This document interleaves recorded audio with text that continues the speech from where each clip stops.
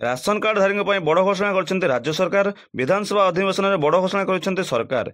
यह खूब शीघ्र कार्यकारी होगा जोगाण मंत्री कृष्णचंद्र पात्र।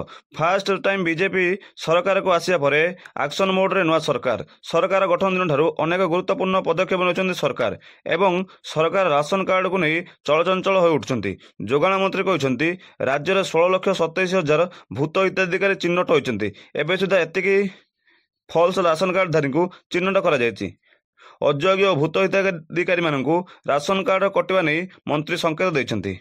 सरकार केवाईसी बाध्यतामूलक करसहित मंत्री कहते खूब शीघ्र से लिस्ट बाद दिज्व एवं से भली राज्यर राशन कार्ड अपेक्षा 6,19,836 आवेदनकारी को मानदंड अनुसार जोड़ा जीव बोली कहते कृष्णचंद्र पात्र।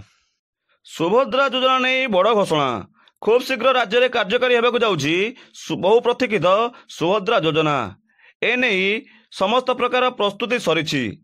आसंता 15 अगस्ट रे एने मॉडलिटी आसीबो। मॉडलिटी आसीबा परे समस्त वर्गर लोकंक ठारू एने मतामत नेबे सरकार। एपरि किछि कहिसंती उपमुख्यमंत्री प्रभाती परिडा। प्रभाती परिडा कहिसंती सेप्टेम्बर 17 तारिख रे राज्य में कार्यकारी होगा जाऊँगी सुभद्रा योजना। एने समस्त कार्य सरी। प्रधानमंत्री मोदी निजे ओडिशा गस्त करी सेप्टेम्बर 17 तारिख रे रिलीज करिवे सुभद्रा टंका। ओडिशा महिला को सशक्तिकरण करने नेबे आउ एक उत्तम पदक्षेप। भारतीय क्रिकेट प्रेमी को खुशी खबर देइछि टीम इंडिया। T20 रो समस्त सीरीज भारत श्रीलंका को परास्त करी हातेई नेछि। गतकाले तृतीय मैच रे उभय 137 रन करथिबा बेले मैच 3 ड्रॉ हो जाइतिला।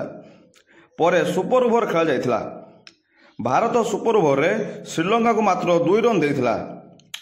सुपर ओवर प्रथम ओवर रे टीम इंडिया विजयटी को हाते नहीं। यही विजय समस्त भारतीय क्रिकेट प्रेमी को बहुत खुशी करिछि। बीजेडी विरोध में विधानसभा रे सांघातिक अभियोग आनिले खाद्य जोगाण मंत्री। मंत्री कहते आम राज्य में अच्छा अनेक भूत हिताधिकारी।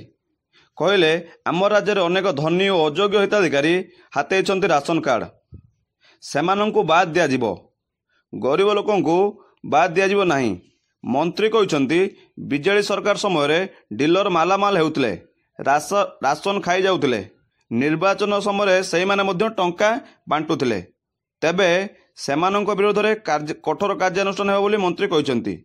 सेहीपरि मंत्री कहते आवश्यक पड़े योग्य हिताधिकारी मानंकु राशन कार्ड घरे पहुंचाई दिया जिवा सहित जेउ मानकर टिप काम करूना सेमानंक पई स्वतंत्र आप व्यवस्था करा जिवो।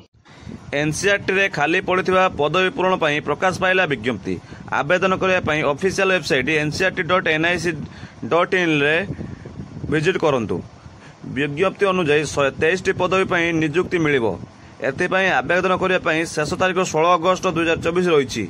आसंतु जानिबा केउथिपाई केते पदवी रही। प्रोफेसर पदवी पई 33 पोस्ट थिया बेले सहयोगी प्रोफेसर पई 58 पदवी, सेहीपरि सहकारी प्रोफेसर पई 31 पदवी एवं सहकारी लाइब्रेरी पदवी पई गोटे पोस्ट रही। आसंतु जानिबा एथिरे आवेदन करिया पई कोन रहितबा शिक्षागत योग्यता आवश्यक। एथिपाई एक स्वीकृति प्राप्त विश्वविद्यालय रे पीएचडी हासिल करबा सहित 10 वर्ष अधिक जेकोसी विश्वविद्यालय अभिज्ञता रहिबा जरूरी। एथिपाई पीएचडी डिग्री रहिबा आवश्यक। सहकारी प्रोफेसर पई अति कम रे 55% मार्क सहित पोस्ट ग्रेजुएट हासिल करबा आवश्यक।